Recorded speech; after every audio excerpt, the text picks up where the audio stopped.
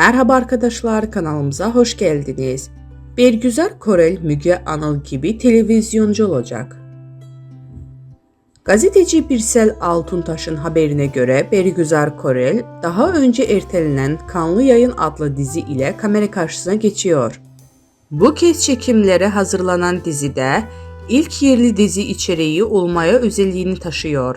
Proje tasarımlı Selim İkiroğlu'nun yaptığı dizinin senaryosunu Hilal Yıldız ve Nazlı Sumlu Kaçan yazıyor. Dizide Korel, Neslihan Turhan adlı Müge Anlı gibi ekranlarda cinayet olaylarının aydınlığa kavuşturan ünlü bir televizyoncuya hayat verecek.